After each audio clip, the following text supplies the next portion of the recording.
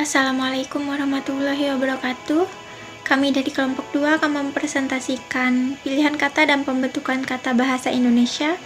Sebelum lanjut ke materi pembahasan, saya akan memperkenalkan anggota saya. Pertama, Ainaya Salsabila. Kedua, Ainun Yunita. Ketiga, Alvina Damayanti. Keempat, Anasrullah. Dan terakhir, saya Alida Putlestari. Baik, kami akan langsung memulai presentasi kami. Selamat menyaksikan. Pilihan kata. Dalam bahasa Indonesia ada istilah pemilihan dan ada istilah pilihan. Pilihan kata merupakan hasil memilih kata tertentu yang digunakan untuk berkomunikasi. Pilihan kata sangat penting dipelajari karena dalam berbahasa kita sering dihadapkan dengan berbagai bentuk yang mewakili maksud yang hampir sama tetapi memiliki makna yang berbeda tergantung pada konteks penggunaannya. Kriteria pertama yang harus diperhatikan dalam memilih kata adalah ketetapan. Ketetapan yang pertama adalah pemahaman akan denotasi dan konotasi. Denotasi yaitu makna yang sebenarnya atau tidak bermakna ganda, sedangkan konotasi makna yang dapat menimbulkan bermacam makna. Contohnya, karena perlu biaya, ia menjual kambing hitamnya. Kata kambing hitam pada kalimat tersebut bermakna denotasi, yakni seekor kambing berwarna hitam. Sedangkan pada kalimat kedua, kata kambing hitam bermakna konotasi, yaitu orang yang dipersalahkan. Selanjutnya sinonim. Sinonim yaitu persamaan kata atau persamaan makna. Contohnya, dapat terlihat penggunaan kata indah, cantik, dan bagus yang mengandung makna yang sama, terutama sesuatu yang sedap dipandang mata. Berikutnya adalah eufemisme. Eufemisme yaitu ungkapan yang lebih halus atau pengganti ucapan yang dirasa kasar atau kurang menyenangkan. Contohnya, bodoh sama dengan kurang pandai, miskin sama dengan kurang mampu. Selanjutnya yaitu generik dan spesifik. Agar informasi lebih jelas dan detail, perihal yang menunjukkan data tertentu sebaiknya dinyatakan secara spesifik daripada generik. Kata cukup banyak pada contoh kalimat pertama merupakan contoh generik. Kata cukup banyak sedikit sulit diketahui jumlahnya. Sementara itu, pada kalimat kedua, kata 161 juta orang merupakan bentuk spesifik karena dengan jelas menyebutkan jumlahnya. Kriteria berikutnya adalah kecermatan. Hal pertama yang dibahas adalah penggunaan kata bermakna jamak secara ganda. Pada kata buru-buru merupakan kata ulang yang bermakna jamak. Hal ini termasuk dalam kemubaziran kata. Hal berikutnya dalam kriteria kecermatan adalah penggunaan kata yang bermakna mirip. Misalnya, penggunaan kata agar, supaya, dan adalah merupakan sekaligus sebuah kalimat, seharusnya hanya salah satu di antara kata tersebut yang digunakan. 3. Penggunaan kata yang tidak sesuai dengan konteks. Maksudnya adalah penggunaan kata yang tidak diperlukan karena tidak pada tempatnya. Contohnya, 1. Kursi ini terbuat pada kayu. 2. Ia sering berkunjung ke Jogja, di mana dulu ia mengikuti kuliah. 4. Penggunaan kata yang bermakna saling. Kata ulang bermakna saling merupakan kata ulang yang di dalamnya mengandung makna hubungan timbal balik. Contohnya, burung-burung di dahan itu bersahut-sahutan di waktu pagi yang cerah ini. Kata ulang bermakna saling sahut-sahutan, makna katanya adalah saling bersahutan satu sama lain. Pembentukan kata. Jenis-jenis pembentukan kata antara lain: 1. Pembubuhan afiks dalam afiksasi. 2. Pengulangan dalam reduplikasi. 3. Penggabungan dalam proses kompositum. 4. Pemendakan atau peningkatan dalam apresiasi. Afiksasi atau penyembuhan merupakan proses pembentukan kata dengan menumbuhkan afiks atau imbuhan pada bentuk dasar, baik bentuk dasar tunggal maupun kompleks. Kata dasar dan bentuk turunan. Kata dasar secara awam adalah kata yang belum terkena proses afiksasi reduplikasi kompositum. Kata turunan adalah kata yang sudah dikenai proses penyembuhan, duplikasi, kompositum, atau abreviasi. Contohnya, 1. Indonesia, 2. Kesatuan, 3. Negara, 4. Republik, 5. Pulau-pulau, 6. Kerjasama, 7. Kereta api. Dalam contoh 1-7 di atas, yang tergolong kata dasar tentunya adalah Indonesia, negara, dan republik. Sementara itu, selain 3 kata tersebut merupakan bentuk turunan. Misalnya, kesatuan merupakan hasil afiksasi, pulau-pulau merupakan hasil reduplikasi, serta kerjasama dan kereta api merupakan hasil komposisi. Proses morfofonemik dalam afiksasi. Proses morfofonemik adalah proses yang menghasilkan perubahan fonem akibat bertemunya dua buah morfem. Misalnya, akibat bergabungnya kata dasar tari dan afiks meng, bentuk menari dihasilkan. Pada bentuk menari, fonem T berubah menjadi N. Pertemuan meng dan tari, inilah yang disebut pertemuan dua morfem. Dan perubahan T menjadi N merupakan hasil morfofonemik. 1. Proses morfofonemik morfem meng dan peng. Contohnya mengambil, undang, kunci, dan lain-lain. Kaidah perubahan morfem meng dan peng jika bergabung dengan kata dasar tertentu, yang menjadi fokus kata dasar adalah fonem pertama, sehingga terjadilah perubahan. Misalnya seperti contoh di atas, meng dan peng tetap berupa meng dan peng seperti dalam kata mengambil, mengundang, mengunci, atau pengambil, pengundang, pengunci, dan lain-lain. 2. Proses morfofonemik morfem ber. Contoh A. Ber dalam kurung bermain, B. Be dalam kurung bekerja, bercermin, berantai, C. Bel dalam kurung belajar. Proses morfofonemik morfem ber ada 3 kaidah yang harus diperhatikan. 1. Ber tetap menjadi ber jika bergabung dengan kata dasar yang berfonem awal M, seperti kata main. Selain fenom M, ada juga fenom L pada berlatih, S pada bersama, dan lain-lain. 2. Ber berubah menjadi be jika satu kata awalan kata yang dilekatinya terdapat unsur er, seperti pada kata kerja, C pada kata cermin. Hal ini bertujuan untuk memudahkan pelafalan. Oleh karena itu, bentuk turunan yang benar adalah bekerja dan bercermin. Selanjutnya, ber juga berubah menjadi be jika bergabung dengan kata dasar yang diawali oleh fonem er, seperti data, pelurus, rantai, karena pembentukannya menghasilkan 2 er. Salah satu er itu dihilangkan. Dengan demikian bentuk turunannya menjadi berantai.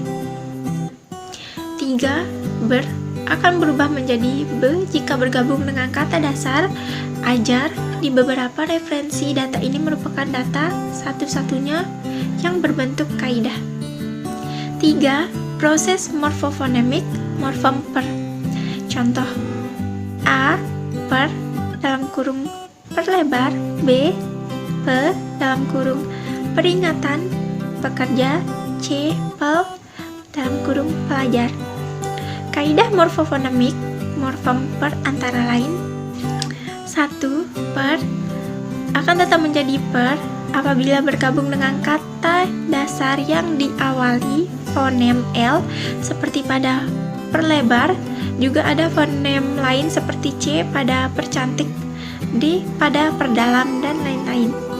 2. Per perubahan menjadi pe jika bergabung dengan kata dasar yang diawali dengan R, seperti peringatan. 3. Sebagaimana pada ber, secara khusus berubah menjadi pe jika bergabung dengan kata dasar ajar. 4. Proses morfofonemik morfem ter. Contoh A. Ter dalam kurung terpilih, B. Te dalam kurung terpercaya, tercermin, C. Te dalam kurung tersebut terasa. Kaidahnya sama dengan ber dan per, kecuali perubahan menjadi te, yaitu 1. Ter tetap berbentuk ter jika bergabung dengan kata dasar yang berfonem awal P seperti terpilih dan terpandang. Ada juga fonem lain seperti S pada tersanjung, T pada tertahan, dan lain-lain. 2. Ter berubah menjadi T jika bergabung dengan kata dasar yang suku awalnya terdapat unsur R seperti terpercaya dan tercermin. 3. Ter berubah menjadi T jika bergabung dengan kata dasar yang diawali dengan fonem R seperti tersebut dan terasa. Kaidah penting, semua meng dan peng yang bergabung dengan bentuk dasar fonem awal S, K, P, dan T berkaidah sebagai berikut. 1. Jika bentuk dasar semuanya diluluhkan kecuali mempunyai. Kaidah pertama, semua kata dasar yang diawali dengan fonem S, K, P, dan T pasti luluh ketika bergabung dengan meng dan peng. Perubahannya pasti S menjadi nya atau ny, K menjadi eng atau ng, P menjadi m, dan T menjadi n. Peluluhan S seperti pada menyiram, peluluhan K seperti pada mengirim, peluluhan P seperti pada memandang, peluluhan T seperti pada menanam. Pengecualian pada kaidah pertama ini adalah hanya pada kata mempunyai. P pada kata punya tidak luluh karena di KBBI 5 tidak ditemukan kata mempunyai. Yang ada adalah mempunyai. Dengan demikian, semua kata dasar yang diawali fonem S, K, P, dan T wajib luluh ketika bergabung dengan meng dan peng, kecuali kata mempunyai. Di sini saya akan menjelaskan poin yang kedua, yaitu bentuk yang berupa klaster tidak diluluhkan kecuali peng dengan klaster yang diawali P. Kaidah kedua, kata dasar yang diawali fonem S, K, P, dan T yang berupa klaster tidak diluluhkan. Klaster adalah dua atau lebih konsonan berurutan dalam sebuah suku kata. Misalnya PR pada presiden, TR pada transfer, KL pada klasifikasi, dan STR pada strata. Jadi, fonem SKP dan T dalam format klaster seperti ini tidak diluluhkan. Misalnya, mengklasifikasi bukan mengklasifikasi, dan mentransfer bukan mentransfer. Pada kaidah 2 ini ada pengecualian, yaitu khusus klaster yang diawali oleh fonem P dan bergabung dengan morfem peng P pada klaster itu tetap diluluhkan.